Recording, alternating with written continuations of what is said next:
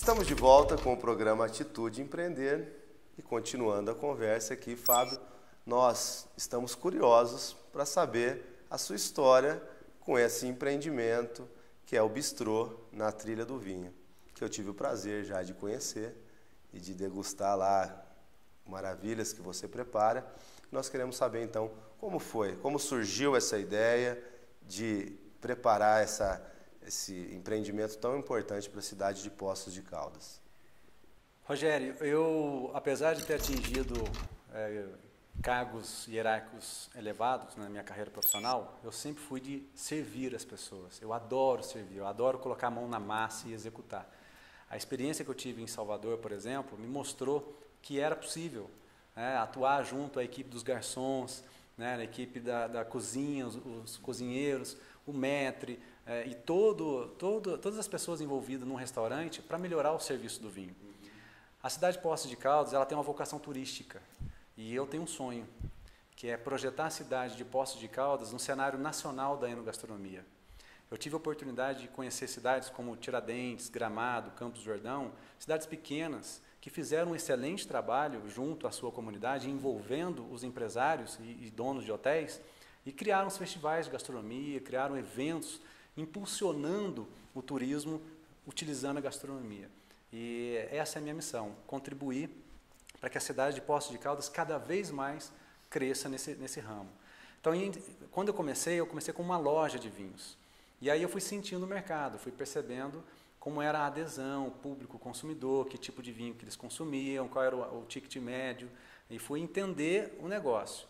E gradativamente fui percebendo que os eventos, as degustações e os jantares harmonizados, que a gente chama de wine dinner, ele foi crescendo, que são os jantares onde a gente serve uma entrada, primeiro prato, segundo prato, sobremesa, e para cada prato a gente coloca uma taça de vinho. E aí existe uma orientação entre os pratos para falar por que aquele vinho combina com aquele prato. Então a pessoa toma 4 taças de vinho diferentes, come 4 pratos diferentes, e é praticamente um curso.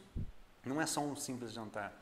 Isso foi crescendo, crescendo, crescendo, e naturalmente por um processo de migração, a gente encerrou as atividades como loja de vinhos, até porque o mercado de vendas hoje pela internet é muito competitivo, e eu tinha uma loja pequena, de pequeno porte. Você tinha um e-commerce?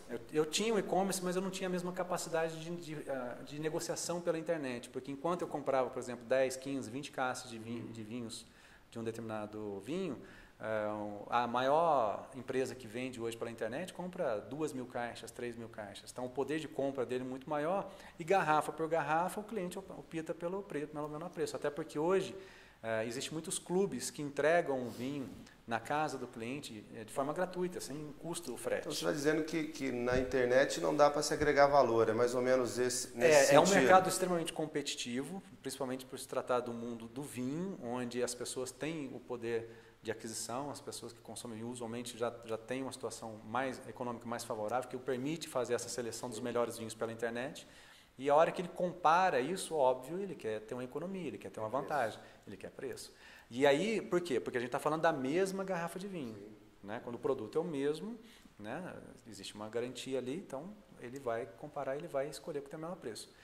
Aonde eu me diferencio? Eu montei uma carta de vinhos de vinícolas boutiques que você não encontra facilmente na internet e nem em supermercados, ou seja, eu exerci a minha profissão de sommelier. Qual que é o grande prazer de sommelier?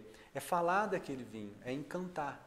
Então, lá no nosso bistrô, a gente diz que a gente tem 3 regras de ouro. Nossa primeira regra de ouro é que nós lidamos com a saúde dos nossos clientes. Então, existe toda a regra para, desde a cocção, a seleção da matéria-prima, armazenamento, condicionamento, como o processo de cocção, manipulação dos alimentos, isso até chegar ao cliente. A segunda regra de ouro, que nós estamos lá para servir as pessoas. Como eu disse agora há pouco, a gente adora servir, eu amo servir as pessoas, e sempre com um sorriso no rosto, acolher. A pessoa, quando ela chega, ela tem que ser acolhida, abraçada, ela tem que se sentir em casa. Então a gente cria todo um ambiente com luz, com velas, flores, um som muito baixinho, uma luz agradável, para criar uma situação onde o casal possa conversar, eles possam curtir aquele momento, esquecer um pouco os problemas do dia a dia e relaxar naquele momento. E a nossa terceira regra de ouro é que nós vendemos sonhos. Nós estamos ali para proporcionar algo diferente para ele.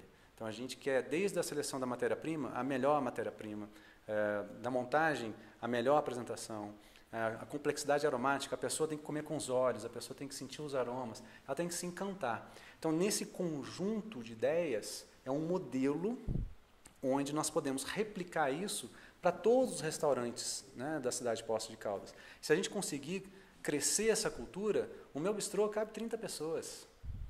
Na cidade de Campos do Jordão, por exemplo, passa 2 milhões de pessoas numa temporada. Como é que eu vou colocar 2 milhões de pessoas num bistrô de 30 lugares? Então a gente precisa fazer um trabalho coletivo. Primeiro é fazer um mapeamento desses restaurantes, fazer um trabalho em conjunto. Segundo, criar estratégias, por exemplo, um festival de tilápia, né? Como em Campos do Jordão tem o Festival da Truta, a gente pode criar um festival de tilápia. Estou dando uma ideia aqui agora, me veio aqui agora no brainstorm. E aí as pessoas têm que ter, primeiro, você tem que ter produtor de tilápia que garanta tilápia o tempo todo. Segundo, tem que ter restaurantes. Como é que a gente vai fazer propaganda de Poços de Caldas num festival de tilápia? As pessoas vêm e 1 ou 2 restaurantes apenas. Então você tem que ter toda uma adesão na estrutura, né, toda da cidade. Então, né, tem que ter um treinamento específico. E terceiro, tem que ter um marketing. Legal, a sua visão é pensar no todo, né, na cidade como um todo. É a cidade que vai ganhar. Essa é a ideia. E o vinho, você disse há pouco, né, que o vinho abraça, né? Quando você entra no seu bistrô, as pessoas se sentem abraçadas. E o vinho tem essa missão, né, de fazer de pequenos momentos muito especiais. Você vê como o vinho ele está tão ligado à família que Cristo transformou a água em vinho. Fantástico. Então, ela é uma bebida excelente analogia que a gente tem de forma muito favorável a falar. A gente fica muito à vontade de falar, porque as pessoas aceitam. De novo, não estamos fazendo estímulo à bebida alcoólica. Nós estamos falando que existem N tipos de variedades de vinhos. E o prazer do vinho é você descobrir eles. Porque se você parar para pensar, vou dar um exemplo apenas. Uma vinícola lá na Itália, lá na Sicília, é um casal de senhores com filhos e netos que eles trabalham, dá uma colheita por ano. Fantástico isso. O cara trabalha o ano inteiro e a vinha respeita aquilo que a gente aprende na escola, o ciclo vegetativo.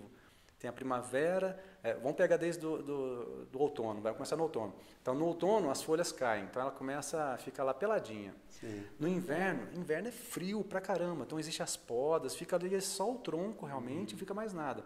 Na primavera, começa a nascer os caules, começa a formar folhas e começa a formar os primeiros frutos.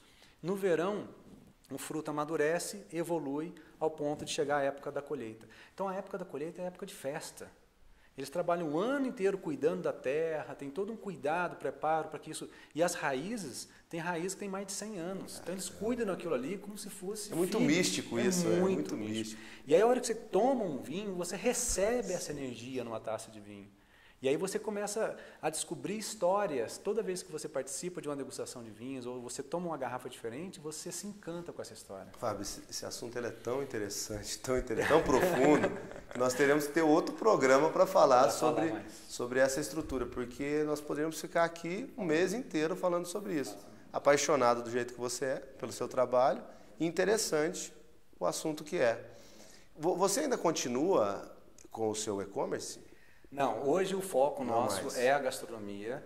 A intenção nossa é realmente estabilizar. Sim. Graças a Deus a gente já atingiu ali um ponto de equilíbrio favorável para a manutenção do bistrô. Ao contrário do que as pessoas falam, dificuldades aí nesse momento difícil que o Brasil está passando, a gente está acima da média. Então a gente está conseguindo construir uma história muito bacana aqui em Poços de Caldas e que gostaria muito que isso possa inspirar mais empreendedores, mais empresários a investir na gastronomia em Poços de Caldas. Essa é a minha maior missão. Como Poços recebeu você e como é que você tem visto a evolução? Eu percebo uma grande gama de amigos me apoiando, me incentivando desde o início. Me recordo da primeira degustação que eu fiz numa salinha para 10 pessoas. E essas 10 pessoas, não vou ser injusto de falar um nome aqui para não ser injusto com todos os demais, mas eu me recordo nitidamente aquelas 10 pessoas, elas me acompanham até hoje, todos os eventos que eu faço eles vão, quando não podem ir, mandam uma mensagem, Fábio, com muita tristeza, muito pesado. E ao que você associa isso, essa fidelidade? Eu acredito que é uma simbiose, né? A minha vontade de querer fazer o melhor, a nossa equipe, que a gente se prepara muito, muito bem ali para dar o nosso máximo de si. E aquilo que eles estão buscando, né, não só como uma melhora no conhecimento do mundo do vinho e no mundo da gastronomia, mas também em questão de sociais, né, as pessoas se relaxarem. Às vezes a pessoa quer aprender um pouquinho para fazer isso em casa, para como receber melhor os amigos. Isso ajuda que cria essa energia e que são as confrarias. Esse é o conceito. Sim, além de tudo isso, eu te conheço já há mais de um ano e sei o quanto você tem capacidade de criar empatia, agradável estar do seu lado.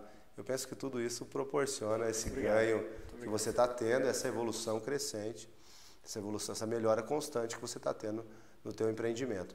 E é um assunto que eu quero explorar um pouco mais com você no próximo bloco, para falar como você prepara a tua equipe, como é que é teu ambiente, o teu cardápio, o que você oferece, quais são os seus diferenciais, para quem está nos assistindo poder saber um pouco mais como funciona o seu bistrô na trilha do vinho. Perfeito.